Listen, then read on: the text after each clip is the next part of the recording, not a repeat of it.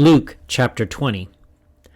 One day as Jesus was teaching the people and preaching the good news in the temple, the leading priests, the teachers of religious law, and the elders came up to him. They demanded, "By what authority are you doing all these things? Who gave you the right?" "Let me ask you a question first," he replied. "Did John's authority to baptize come from heaven, or was it merely human?" They talked it over among themselves. If we say it was from heaven, he will ask why we didn't believe John. But if we say it was merely human, the people will stone us because they're convinced John was a prophet. So they finally replied that they didn't know. And Jesus responded, "Then I won't tell you by what authority I do these things." Now Jesus turned to the people again and told them this story. A man planted a vineyard, leased it to tenant farmers, and moved to another country to live for several years. At the time of the grape harvest, he sent one of his servants to collect his share of the crop. But the farmers attacked the servant, beat him up, and sent him back empty-handed. So the owner sent another servant, but they also insulted him, beat him up, and sent him away empty-handed. A third man was sent, and they wounded him and chased him away. "What will I do?" the owner asked himself. "I know. I'll send my cherished son. Surely they will respect him." But when the tenant farmers saw his son, they said to each other, "Here comes the heir to this estate. Let's kill him and get the estate for ourselves." So they dragged him out of the vineyard and murdered him. "What do you suppose the owner of the vineyard will do to them?" Jesus asked.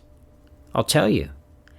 He will come and kill those farmers and lease the vineyard to others." "How terrible that such a thing should ever happen," his listeners protested. Jesus looked at them and said, "Then what does this scripture mean? The stone that the builders rejected has now become the cornerstone. Everyone who stumbles over that stone will be broken to pieces, and it will crush anyone it falls on." The teachers of religious law and the leading priests wanted to arrest Jesus immediately because they realized he was telling the story against them. They were the wicked farmers, but they were afraid of the people's reaction. Watching for their opportunity, the leaders sent spies pretending to be honest men. They tried to get Jesus to say something that could be reported to the Roman governor, so he would arrest Jesus. "Teacher," they asked, "we know that you speak and teach what is right and are not influenced by what others think. You teach the way of God truthfully. Now tell us, is it right for us to pay taxes to Caesar or not?" He saw through their trickery and said, "Show me a Roman coin. Whose picture and title are stamped on it?" "Caesar's," they replied. "Well then," he said, "give to Caesar what belongs to Caesar, and give to God what belongs to God." So they failed to trap him by what he said in front of the people. Instead, they were amazed by his answer, and they became silent. Then Jesus was approached by some Sadducees, religious leaders who say there's no resurrection from the dead. They posed this question: "Teacher, Moses gave us a law that if a man dies, leaving a wife but no children, his brother should marry the widow and have a child who will carry on the brother's name. Well, suppose there were 7 brothers. The oldest one married and then died without children. So the second brother married the widow, but he also died, and then the third brother married her. This continued with all 7 of them who died without children. Finally, the woman also died. So tell us, whose wife will she be in the resurrection? For all 7 were married to her." Jesus replied, "Marriage is for people here on earth. But in the age to come, those worthy of being raised from the dead will neither marry nor be given in marriage, and they will never die again. In this respect, they will be like angels. They are children of God and children of the resurrection.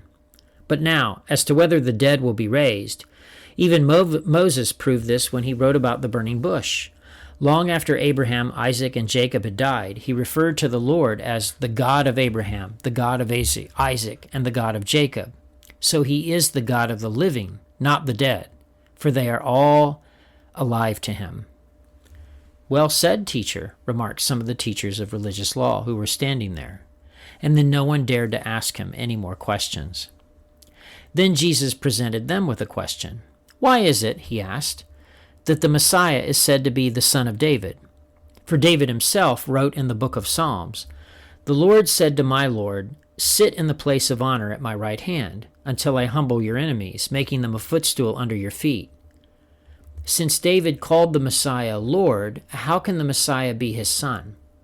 Then, with the crowds listening, he turned to his disciples and said, "Beware of these teachers of religious law, for they like to parade around in flowing robes and love to receive respectful greetings as they walk in the marketplaces, and how they love the seats of honor in the synagogues and the head table at banquets. Yet they shamelessly cheat widows out of their property, and then pretend to be pious by making long prayers in public. Because of this, they will be severely punished." Luke chapter 20.